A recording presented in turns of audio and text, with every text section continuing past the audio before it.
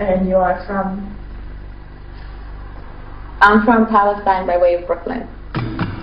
فلسطيني من مواليد صفد. فلسطيني من عين الحلم. من قرية اسمها صعصع قضاء صفد. من قرية الصفصاف في فلسطين قضاء مدينة صفد. إنسان فلسطيني. مضارب عرب الصقر حول مدينة لسان. من قرية الظاهرية قضاء الصفد. من سكان نهر البارد. نازح حاليا من منطقة الجدار. بالأصل من صفورية من قرية اسمها دمرة من قضاء غزة. من دار السبع وأهلي في فلسطين في غزة. اسمها ابنة في جانب سدود. من يافا فلسطين. من مدينة الليل. خلاص أنا فلسطينية يا جماعة خلاص يعني. كل ما حدا أحكي له إنه أنا من رملة بيجي بيحكي لي شد الحبل شد قربت رملة على الليل. فالقصة إنه كان في جامع بين الرملة وبين اللد. طبعا أهل الرملة وأهل اللد دائما بينكتوا على بعض وبيحكوا قصص على بعض. فأنا بدي أحكي الفيرجن تبعت أهل الرملة يعني على القصة. الجامع هذا كان بالنص ودائما أهل الرملة بيحكوا إنه هذا الجامع إلنا وأهل اللد بيحكوا إنه هذا الجامع إلنا. فإجوا قرروا بيوم من الأيام أهل اللد إنهم يسحبوا الجامع لعندهم. فربطوا الجامع بحبال وبلشوا يشدوا الرجال كل رجال المدينة بلشوا يشدوا بالجامع. لما اجى وقت الظهر صار الدنيا شوب وهيك فشلحوا الأواعي تبعتهم وحطوها على جنب. مرقت ناس من أهل الرملة شافوا الأواعي هيك فقالوا شو هدول عم بيعملوا هبقى اللي عم بيسحبوا بالجامع وهيك. فاجوا مسكوا الأواعي تبعونهم وخبوهم. بعد شوي انتبه واحد من أهل اللد اللي عم بيشدوا إنه الأواعي مش موجودة ففكر إنه الجامع تحرك. تصرف بالناس الباقيين اللي حواليه بقول لهم شد شد قربت الرملة على اللد.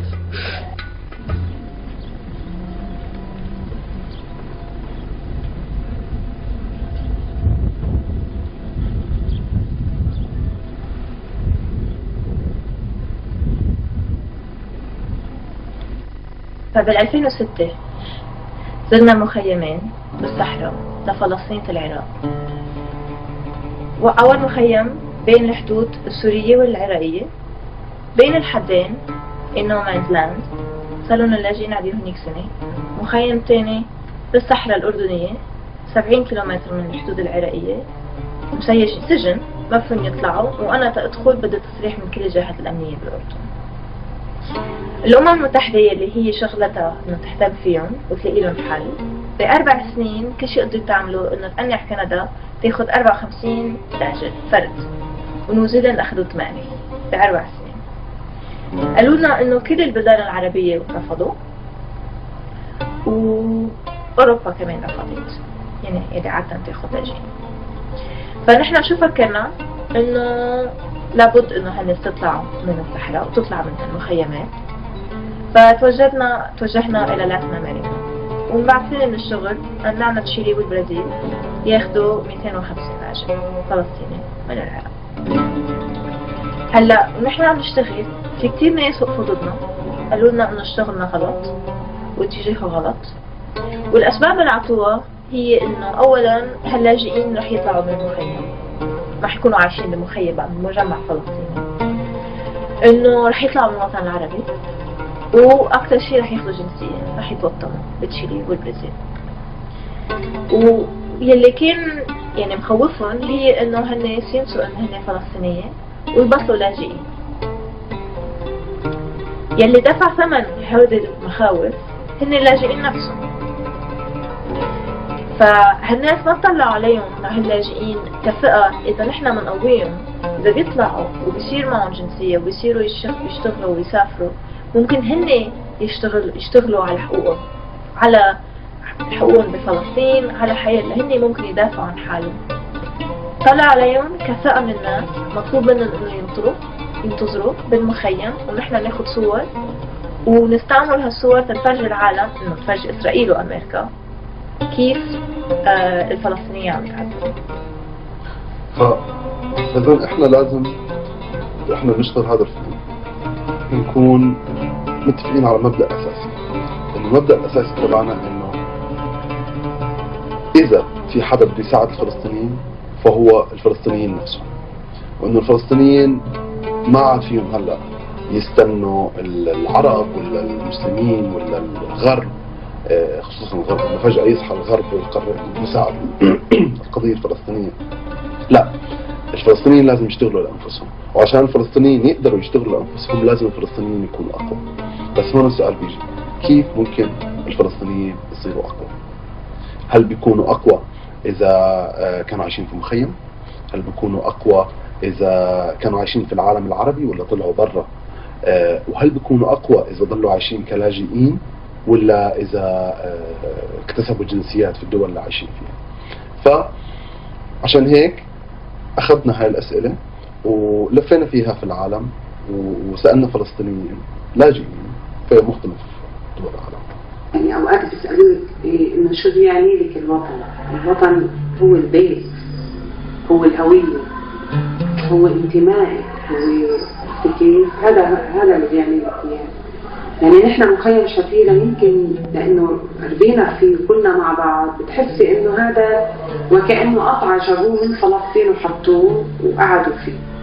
ذكريات طويلة في المخيم، ولكن من الأشياء اللي يحن إلها لأنه بتجد دائما الدعم الكبير من كل سواء بالأسرة. يعني نحن من قرية بالدراس انتهينا في مكان كل العائلة تقريبا كانت هي، خلينا نحكي من الأعمام والأجداد والأقارب والأصحاب والجيران، حتى مع الوقت يصبح الجار الغريب اللي ليس من القرية هو أيضا خلاص يعني تشعري أصبح جزء من العائلة نفسها. بيتنا كان واسع وحلو وشقق وما شاء الله كثير حلو وعندنا مصالح وكذا، بس في ناس كثير من المخيم عايشين في جروب قاسي جدا جدا، جروب قاسي وغرفة واحدة، ممكن يكون عنده مطبخ ولا حمام، ممكن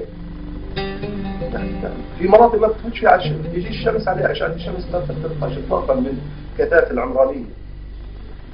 بس ولا هذا يا أخي والله حلوين، إنه أروح على البيت لا ابن عمي ولا أخوي ولا إيجاري، والله ما نقدر نتخلى عن بعض مهما صار ما نتخلى عن بعض. إنه المخيمات خرجت أجيال دكاترة ومهندسين ومتعلمين ومثقفين من المخيمات.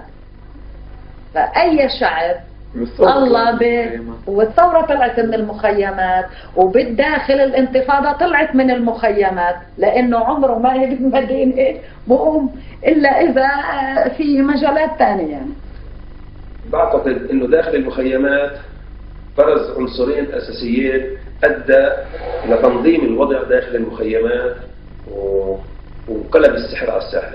المسألة الأولى اللي هو الشباب اللي كانوا ينسجنوا في السبعينات من المخيمات وحكم أحكام عالية منهم 10 سنوات ومنهم 15 سنة، بدأوا يخرجوا من السجون في أواسط الثمانينات، والتبادل الأسرى كمان خرج جزء منهم في 85، وجزء منهم اللي دخلوا التحقوا في الجامعة سنة 80 بدأوا يتخرجوا سنة 85 وال84 أواخر ال84 85. هلا هذول الفئتين ظهور فئتين، فئة مناضلة داخل السجون، والسجون كانت هي معاقل ثورية وبتخرج كوادر يعني وبتنشئ كوادر داخل السجون، والجامعة بحد ذاتها أوجدت هذول الشريحتين اللي ساهموا بدرجة أساسية في خلق التنظيمات داخل المخيمات. بين 70 و 82 كانت أنا بعتبرها كانت النهضة، ما بعرف، حسيتها انه وكأنه الواحد هيك صار له جوانح وطار هيك وانبسط وارتاح. تدريجيا المخيم في ظل السلطة بدأ يتحول من حالة نضالية مشرقة وهاجة إلى حالة اجتماعية بائسة. صار يوصف المخيم انه هو مكان فيه مجموعة من الفقراء، مكان خطر. فلا بتلاقي انه احنا وضعنا كرمال ما بيتراجع لوراء، في احباط. بصراحة هذا الاحباط بلش وقت صار اتفاق اوسلو. ما فينا ننكر انه عم بتكون الشريحة الفقيرة المعوزة هي اللي عم بتنتهي فيها الامر انها موجودة جوا المخيم، اللي مضطرة انها تكون قريبة لحدود الخدمات تبعت الأنواع. وبعتقد انه كمان الإسرائيليين لعبوا دور كمان في تشويه صورة المخيم. الإسرائيليين ضربوا كل الحالات الحقيقية المناضلة الحقيقية في المخيم، يعني عبر الاغتيالات المباشرة. ولو نراجع إحصائيات الانتفاضة هاي بنلاقي إنه كثير من الشهداء من المخيمات ومن خيرة أبناء المخيمات. أنا بعتقد إنه الإسرائيليين قضوا على جيل مناضل داخل المخيم، جيل كامل.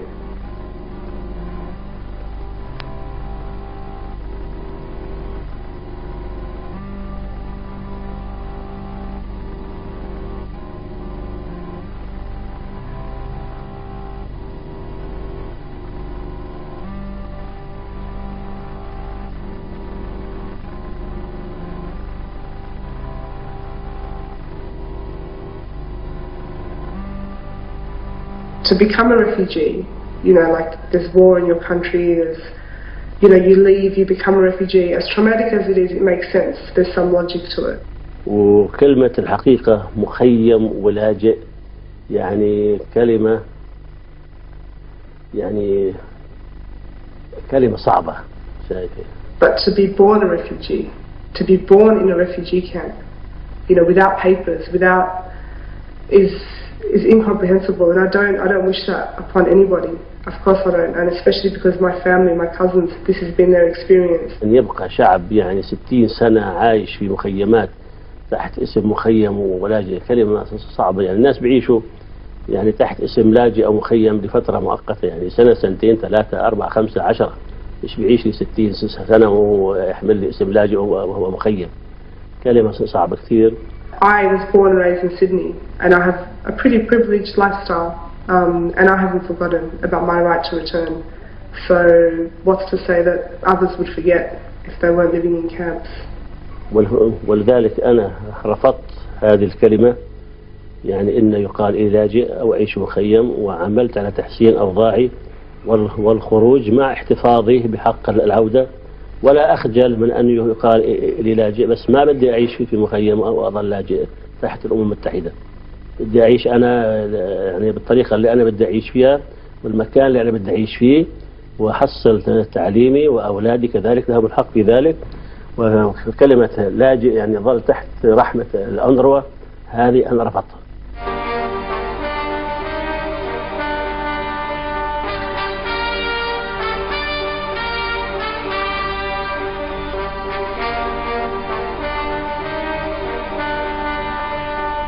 هاي المقولة المخيم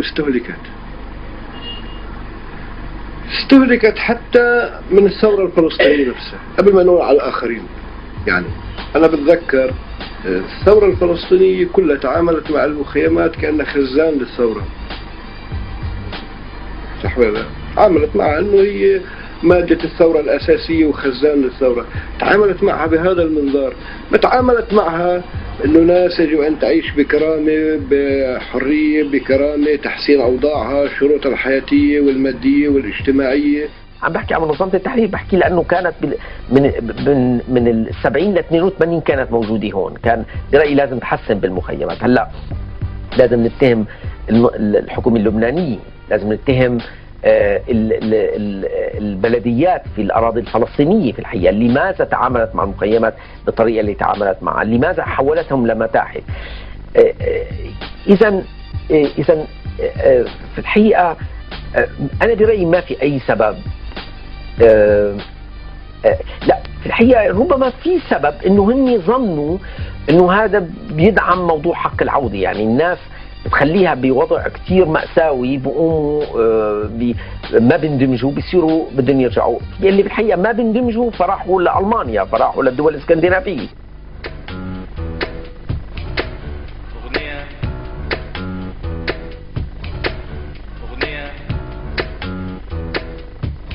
الشعب الفلسطيني كل ما كان وضعه أريح، كل ما كان مرتاح اجتماعيا واقتصاديا، ممكن يقوم بالخدمة السياسية، بالأداء الوطني، بخدمة قضيته الوطنية بشكل أفضل. وضع الفلسطينيين هذا المزري مثلا في المخيمات، بأي مخيمات، هذا وضع مزري. إنه هذا ما معقول إنه الفلسطينيين عايشين 60 سنة في مخيمات مزرية من هذا النوع، وإنه عشان يضلوا فلسطينيين ويضلوا وطنيين. ومش معقول هذا التغني بهاي المخيمات انه هي بتمثل الذاكرة والتاريخ. شو هاي الذاكرة وهذا التاريخ في المخيمات؟ يعني هاي ذاكرة لها علاقة بالبؤس وإلى علاقة بالمعاناة وإلى علاقة بامتهان كرامة الإنسان. إنه أي شيء مين بتغنى فيها؟ حتى للأسف فصائل الفلسطينية تتغنى بهذا الموضوع، ولكن عشان يضلوا عايشين على معاناة الآخرين. هذه الشاهد الوحيد على الجريمة اللي اقتربت بحق شعبنا من عام 48 لغاية الآن، وكان مخيمات. أنا واحد من الناس ضد إنه يعني يتم تحسين يعني خلينا نقول البنية الاجتماعية أو السكانية للناس، لأنه هاي المظهر الوحيد اللي بتدلل وبترمز بحالة المعاناة اللي عانى فيها شعبنا من 48 لغاية الآن. لما حكى أبوي إنه هو المخيم هو البصمة الوحيدة من زمان 48 لليوم، بس كمان شغل المخيم اليوم صار يعني عبارة عن علبة يعني سكرت ما حدا بيطلع عليها، يعني الناس ما بتيجي تطلع عليها وخلص صار شيء طبيعي، يعني شيء هالموقعه وصار بيننا وبينه يعني نوع من التعايش وخلص، يعني شيء زي شجرة زي صخرة موجودة وبس نعطيها التحية نعطيها السلام، مش أكثر من هيك، يعني هيك صار واجبنا إلها. بطلنا يعني نقترب من الحجر الأسود اللي نلمسه، لا صرنا نبعد نأشر عليه وبكفينا، يعني بتتم الفريضة تبعت الحجم وهيك شغله. مش شرط إنه الإنسان يكون ساكن بالمخيم حتى يكون إنسان فلسطيني، أو إنه كل ما كان في مخيمات أكثر كل ما كنا متمسكين أكثر، أو ابن المخيم متمسك أكثر بالقضية الفلسطينية من اللي برات المخيم. ولو هاي القاعدة مضبوطة كنا بكل بساطة بنقول الفلسطيني اللي بالداخل متمسك بالقضية أكثر من الفلسطيني بالخارج، فكان هذا الموضوع من الأساس بدون ما نحكي قصة المخيمات. فأنا بشوف إنه القضية الفلسطينية أكبر من إنه يكون في لها إطار جغرافي اللي هو فقط المخيم، وبالعكس الأفضل لنا إنه نندمج بالمجتمعات اللي إحنا فيها، لأنه قضيتنا قضية محقة، وكل ما كان صوتنا أعلى كل ما قدرنا نحصل حقوق أكثر. قد يكون الاندماج يشكل غطاء، الاندماج يشكل غطاء للذوبان، وبالتالي قطع أواصر العلاقة مع التاريخ، خاصة هذه الأجيال تتأثر بالجو والظرف اللي بتعيشه. أنا لو بندمج بالمدينة أو بندمج بأي مجتمع بدخل فيه أكيد في ما بنساش، يعني أنا مش مع إنه ضل عايش في المخيم، مش مع إنه قد بس أنا لازم أضل عايش بالخيم، أنا مش أرضي يعني، فأنا مش مع إنه أضل موجود بالمخيم وبالبيت، أطلع برا المخيم أنا مش أرضي، فلا أطلع برا وأدمج يعني أضل معترف بأنا بالمخيم داخليا ودافع عن ابن المخيم ودافع عن المخيم داخلي وخارج أمام الناس من العام، وبس أنجز أكون يعني من الناس اللي عندها زخم كبير حتى تظهره للناس، حتى الناس تطلع عليه.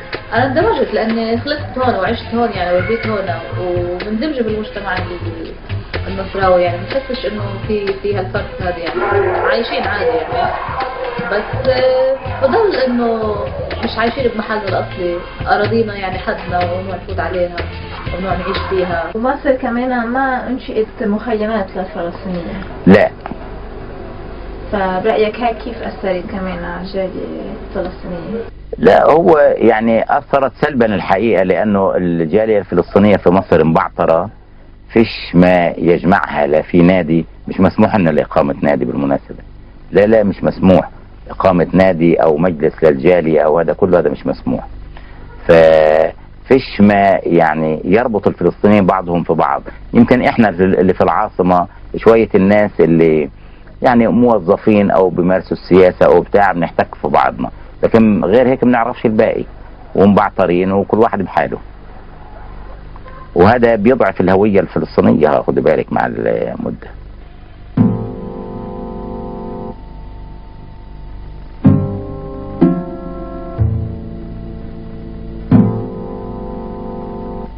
الفلسطينيون الذين ما زالوا يعيشون في المخيمات هم هناك رغما عنهم وليس بإرادتهم، فأن يقال بأن هذه المخيمات هي التي حفظت الهوية الفلسطينية هذا كلام هراء، وهو إهانة للشعب الفلسطيني الحقيقة، لأن هذه المخيمات الأوضاع فيها مزرية، وأنا لا يمكن أن أقبل أن أعيش مختارا في مثل هذه المخيمات، ولا أظن أن فلسطينيا يعيش مختارا في هذه المخيمات. الهوية الفلسطينية ليست المخيمات هي التي تحافظ عليها، الهوية الفلسطينية مرتبطة بالمطالبة بحق العودة وبالإصرار على تحرير الأرض. الهوية الفلسطينية التي يحافظ عليها هو هذا العمل الجهادي، هذا العمل النضالي، هو المقاومة. هذه هي الهوية، هذا هو الذي يجمع الفلسطينيين معا. You know, I understand why people say, well, we have to maintain the refugee camps because it's one of the existence of the camps keeps the issue of Palestinian rights alive and on the agenda. And we've seen from the side of Israel and its supporters an effort to constantly treat the issue of refugees as a humanitarian issue. So let's assimilate them where they're living, let's improve the conditions, and then the issue will disappear. Well, I think the fears are misguided that the disappearance of refugee camps would make the Palestinian issue disappear. Because Palestinians understand that this isn't a humanitarian issue. I'm not living in a refugee camp, and I don't feel any less strongly about Palestinian rights. يعني العيش بالمخيم مش هدف بالمناسبة، يعني انه I hate المخيم. يعني المخيم عنوان للجوء، عنوان للنكسة، عنوان للنكبة، عنوان لكل المؤسسة، ومش خيار، يعني مش وطنية إنه الواحد يروح يعيش بالمخيم، ولا هي تقدمية. يعني المفاهيم الرومانسية أوكي، المخيم بنفس الوقت شكل ظاهرة لحفظ الذاكرة الشعبية والوطنية إلى آخره، بس إني أعيش بالمخيم دائما أنا مع شعبي، ووقت القتال أنا بالمخيم شو اسمه، بس ولا مرة كان هدفي إني أعيش بالمخيم يعني.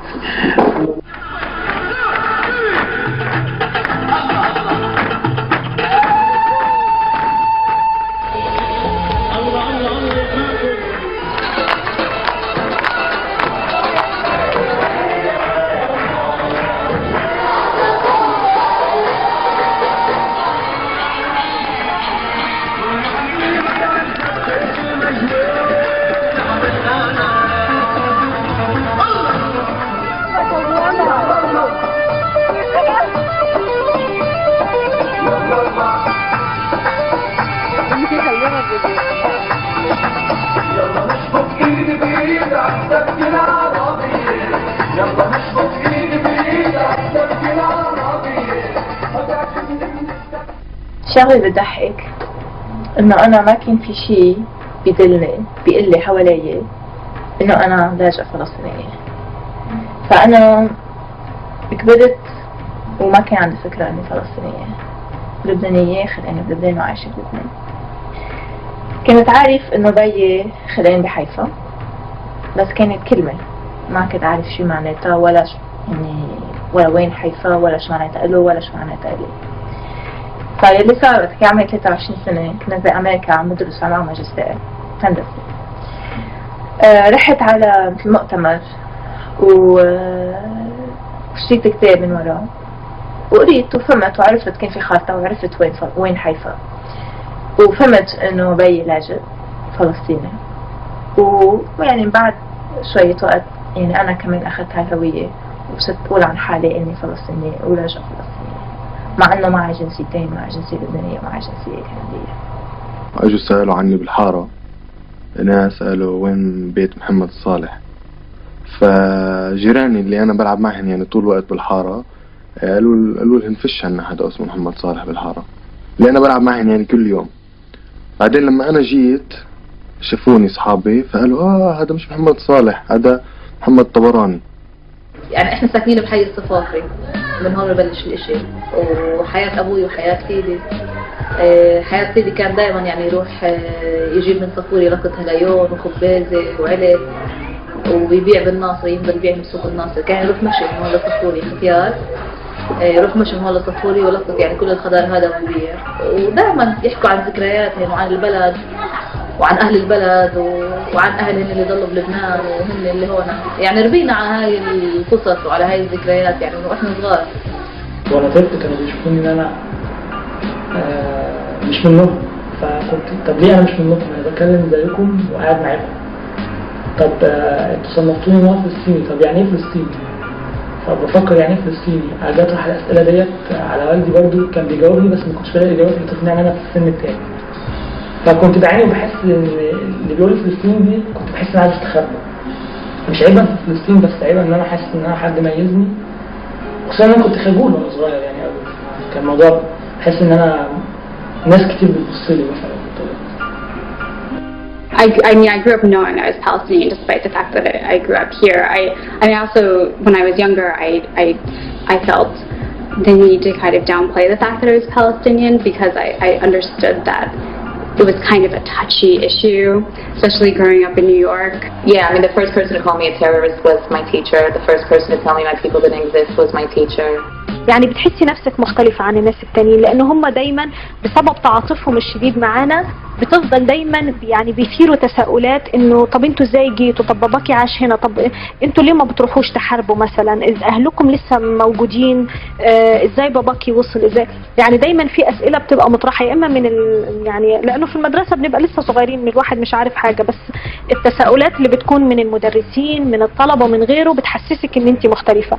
You know, my 6th grade teacher, this is a famous story for me now, like made me go to a map to show where Palestine was, and of course it wasn't there. So, you know, my 11-year-old self comes home and is like telling my parents, where is this Palestine in your head? Where does it exist? And we didn't grow up in an Arab community, so it was sort of like, are we the only ones?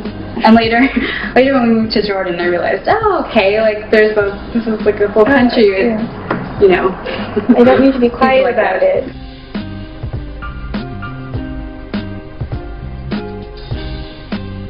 I'd say the meaning of Palestine for me is one that has grown out of my self-education, and in that respect, I would say that it is different than the one that my grandmothers and my grandfathers, for example, was directly linked to the life that they lived, and that they were forced to leave and end up in horrible conditions in Lebanon. And for my father, it was an existential issue growing up in Lebanon where he was a disenfranchised person, not having proper papers, and having to seek a better life for himself through his own education.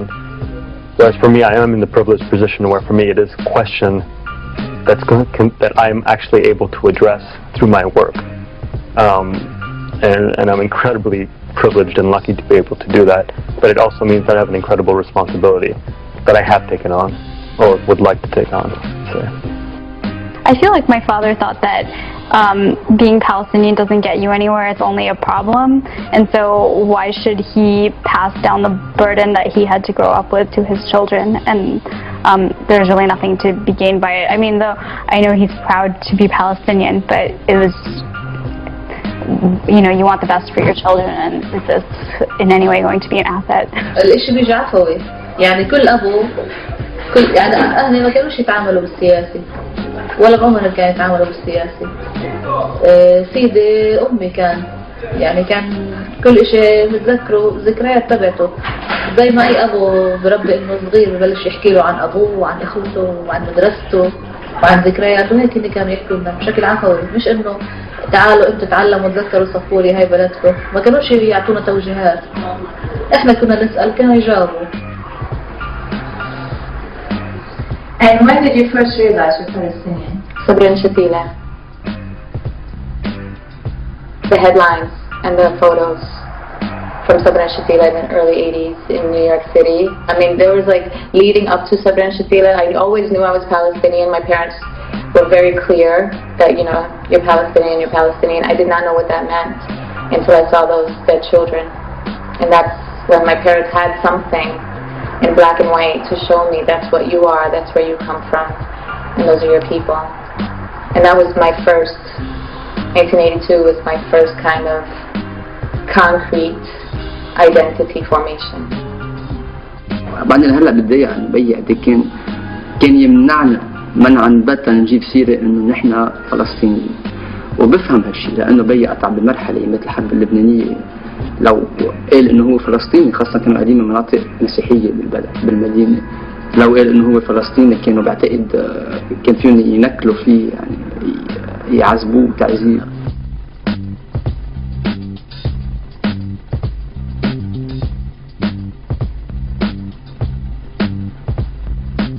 The material about our tragedy hits you in the face.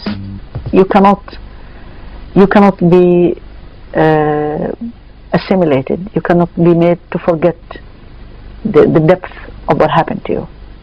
Because it's in the books, it's in the literature, you know, you read it.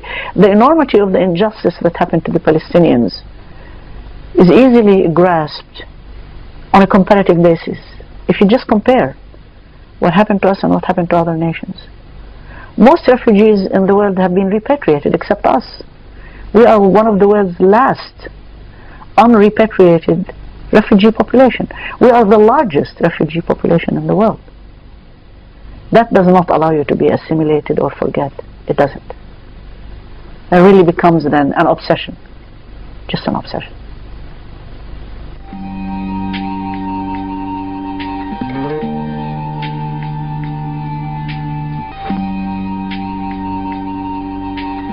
هيدي فلسطينية العراق رايحين على تشيلي. على تشيلي؟ يعني نبعتهم على لبنان أحسن. نسي الجهة الإنسانية إنه هالناس إلهم حق يعيشوا وإنه ما في أي دولة تانية أخذتهم، صح؟ عشان هيك راحوا على تشيلي. خلينا ننسى هالموضوع وخلينا نطلع بطريقة استراتيجية للقضية. أنا اللي بدي أعرفه إنه ليش شي غلط إنه فلسطيني يطلع من الوطن العربي.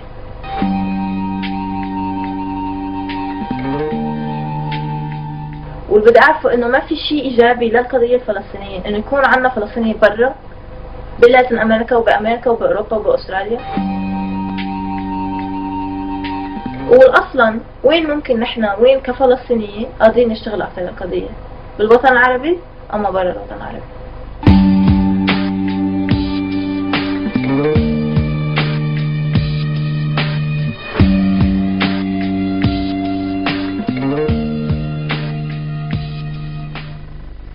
الغرب ضلوا أقرب له لأنه نسبة مثلا المهاجرين للغرب أكبر نسبة إنه مثلا بيظبطوا أمورهم ماديا من اللي مهاجرين للدول العربية، فهذا ياخذ المصلحة الوطنية بالدولة العربية بضلوا أقرب نوعا ما للقضية وممكن يأثر الوضع على الحدث أكثر من وجوده في الغرب. أنا من النوع من الشباب اللي بتفتح لي هجرة رسالة كحس وطني موجود وقضية ما بننساها، بس هون شو عاملين للقضية؟ كمخيمات بتلاقي مثلا تنظيمات، بتلاقي أحاديث وطنية، بتلاقي بيحكوا عن فلسطين، عملية صارت فلان بيحكوا، بس هل قادرين احنا نعمل شيء لفلسطين هون بمخيم؟ ما قادرين نعمل شيء. ليه؟ لأنه بريد طريق المطار نعلق احنا واحد لبناني، احنا بيصير الحق علينا لو الحق معنا. هون قانون لبنان. كتأثيره على الأوضاع لما يكون بدولة عربية ممكن يكون تعطي فعالية أكثر طبعا إذا سمح له. الفرق إنه بدول الغرب يسمح له رغم إنه دول مش شرط تكون صديقة يعني، والدول العربية اللي هي الشقيقة بس ممكن ما يسمح له إنه يقدر يأثر. حينما قررت الدول العربية إنه السلام هو خيار استراتيجي وبأنه عندهم استعداد للاعتراف بإسرائيل، يعني كان هناك فيه إضافة جديدة على المواطن أو اللاجئ الفلسطيني اللي في الداخل الدول العربية في عمله في اتجاه قضيته الوطنية. اندماج الفلسطينيين الأمريكان في المجتمع الأمريكي إن تم تنظيم هؤلاء ممكن أن يؤثر إيجابيا على المسار السياسي الأمريكي والرأي العام الأمريكي، وهذا تم خلال الانتفاضة الأولى على سبيل المثال.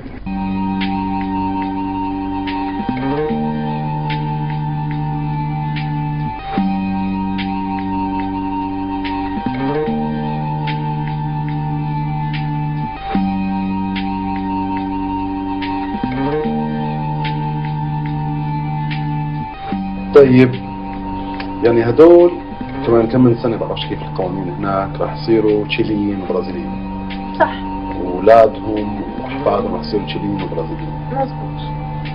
وانت شو؟ انت خلقت في العراق بس معك جنسية أردنية، وأنا خلقت بلبنان مع جنسية لبنانية وحتى معي جنسية كندية. جمع.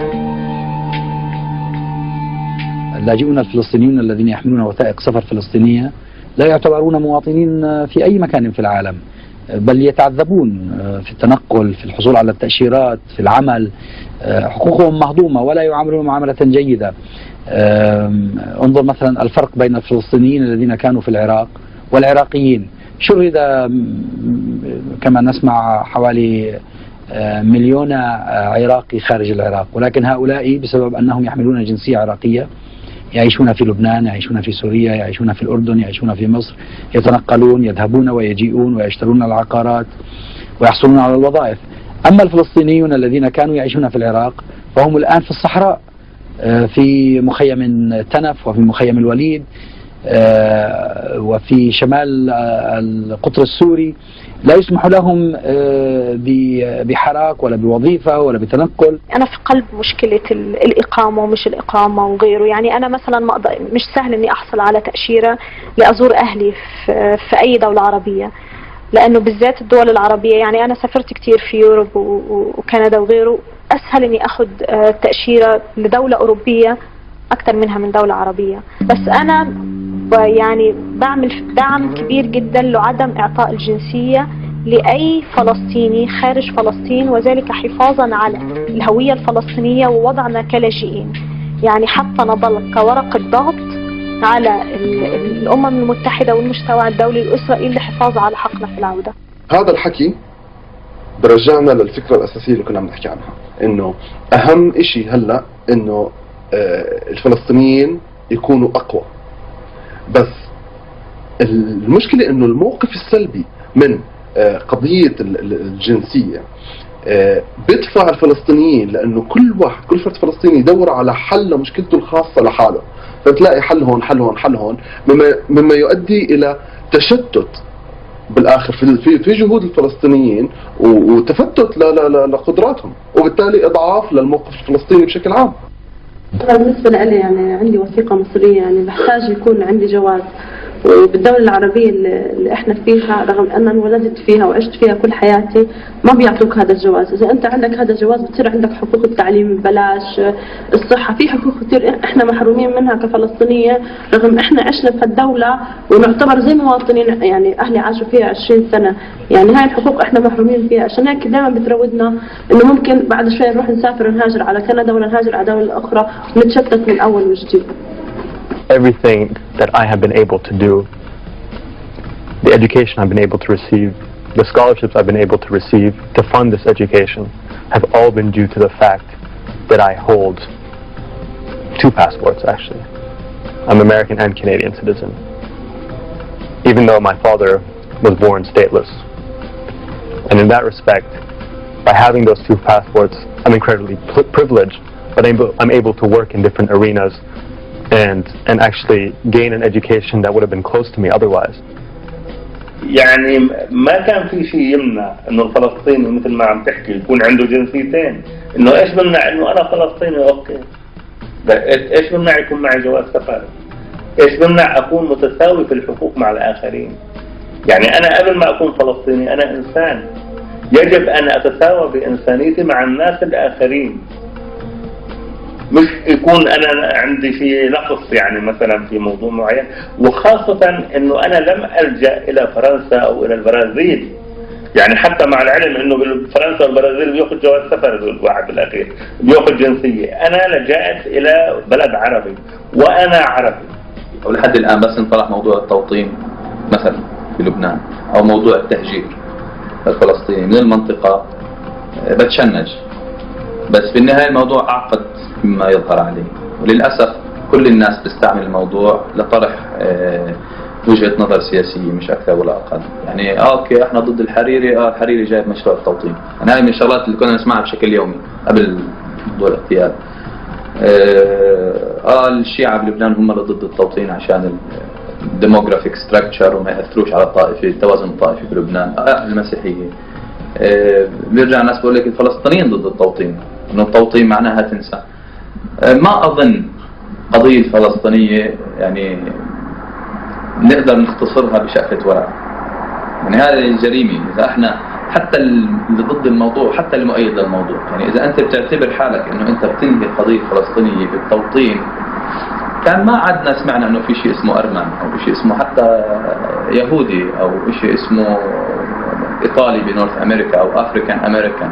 يعني أي توطين في لبنان أو في غير لبنان هذا لا يعني إلغاء حق العودة للاجئين الفلسطينيين، لأنه بالأساس هم لم يسألوا عنه ولم يؤخذ خيارهم، وبالتالي هو يصب في نفس مساق الترحيل أو النقل بسبب الأمن أو بسبب البحث عن حماية.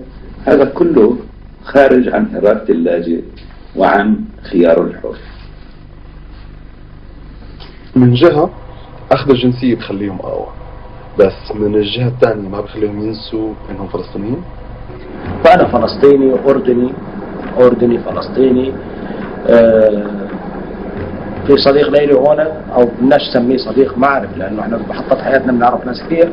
زعل علي في يوم من الايام انه حكوا معي بالتليفون على اساس اني انا مقدم على شغل، فبسالني بقول لي انت من وين؟ بحكي له انا من الاردن. فبعديها خلصت الوقت، فبعديها ولا هو واحنا قاعدين بالقهوه فهو بيحكي يا علي انت هذيك المره التليفون اللي بحكي معك بتحكي منين انت؟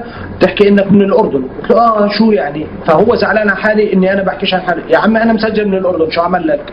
يعني اروح اقول له والله انا قضيه الفلسطينيه ما انا مقدم على شغل. طب يا سيدي خليني اشتغل بشرح له القضيه الفلسطينيه بالاول. شو انا هسه بدي اجي افتح له موضوع سياسي احكي له اسمع انا بالاصل فلسطيني، بس لانه فجينا بال 48 اهلي واضطرينا اعيش في الاردن فاعطونا الجنسيه الاردنيه واخذت الجنسيه الاردنيه، فانا بالاصل يعني ما بتنفعش. اذا بدنا نحكي كمان على الحاله الاشهر والاهم في احتواء اللاجئين الفلسطينيين وهي الحاله الاردنيه، فالهويه الفلسطينيه لم تذب في الأردن، وأنا ضد أنه يكون في نعرة فلسطينية أردنية، ضد أنه تستخدم فكرة الهوية الفلسطينية كإشي مقابل لهوية أردنية. هذا غلط، الاثنين واحد. لكن الهوية الفلسطينية في مقابل المشروع الصهيوني مهم التأكيد جدا عليها، ولذلك أنا ما بشوفش فرق بين فلسطيني ولبناني. هون مش مهم يكون في فرق بينهم، لكن الفلسطيني مهم يصير اسمه فلسطيني في مواجهة المشروع الصهيوني. ولذلك ما اعتقدش انه في خطر من انه يعطوا حتى لو اعطوا الجنسيه اللبنانيه او اعطوا اي جنسيه في العالم.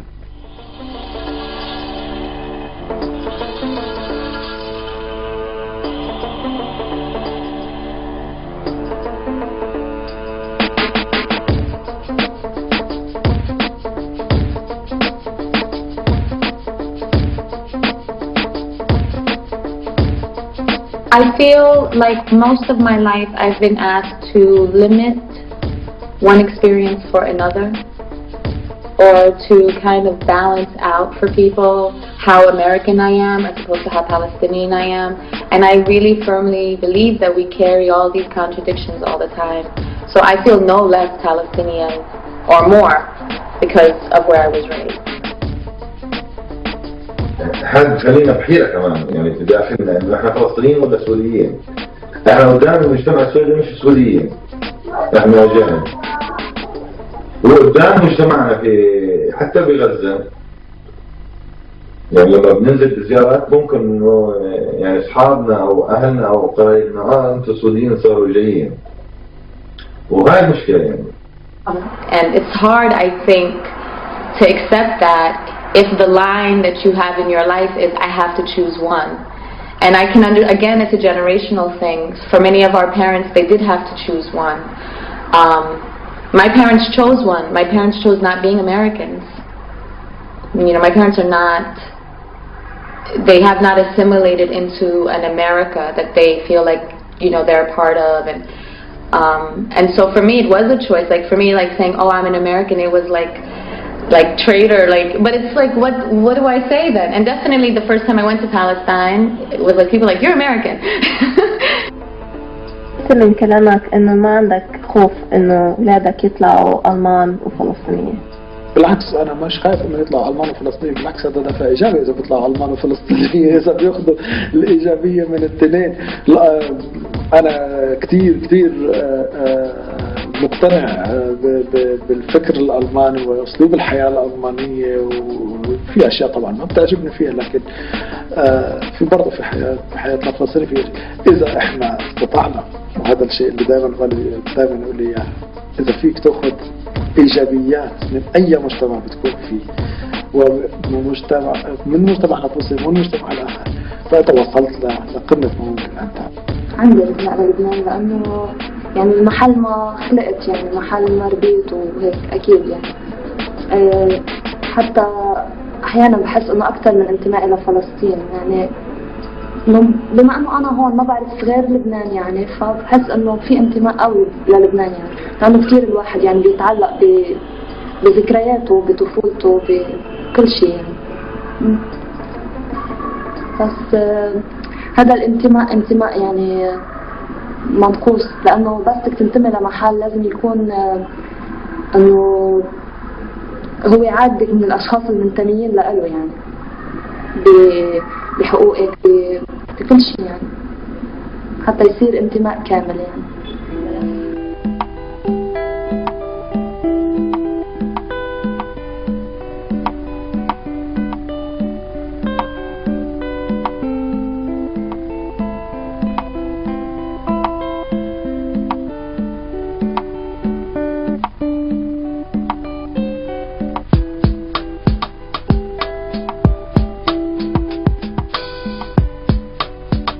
هلا الجيل الأكبر اللي وصل من فلسطين جديد، مثل جيل أهلي أنا مثلا، هدول لأنه كان تاريخيا كتير قريب تاريخهم لتاريخ بلدهم، العودة يعني الخروج من بلدهم، فلذلك تموا أكثر متمسكين في القيم والعادات وإلى آخره الأصلية.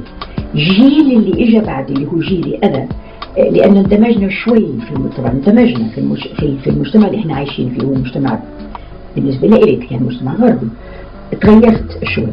هلا جيل بنتي وأولادنا بده يتغير أكثر، لأنه صار كثير منهم انولدوا في بلاد الشتات، كثير منهم لغتهم لغة الشتات، البلد اللي هم فيه أحسن من لغتهم لغتهم العربية، فهذا كله بيطرق تغير على هويتهم وشخصيتهم. وقت اللي أشوف دموع أمي عباب بيتها في يافا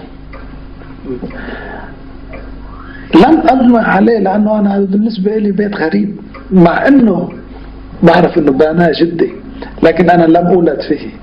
فيعني هل منظوري أنا يختلف بالنهاية؟ نعم، لكن هل مبدئي يختلف بمطالبتي في دولتي في بلدي؟ لا. يمكن ننظر احنا هذا الجيل الثاني ينظر للموضوع بشكل اكثر منطقية من ما هو الجيل الاول، ينظر له اكثر عاطفية. لكن لا اعتقد انه لا انا ولا ابناء جيلي يقل بذلك مطالبة في حقهم في فلسطين. لكن الغريب اللي أنا بلاحظه، وهذا فعلا إشي عجيب، تمسك في القضية الفلسطينية وفي الحقوق الفلسطينية، وجدت إنه بالذات بالنسبة بكل ما صغر الجيل، كل ما صغر السن، شيء عجيب.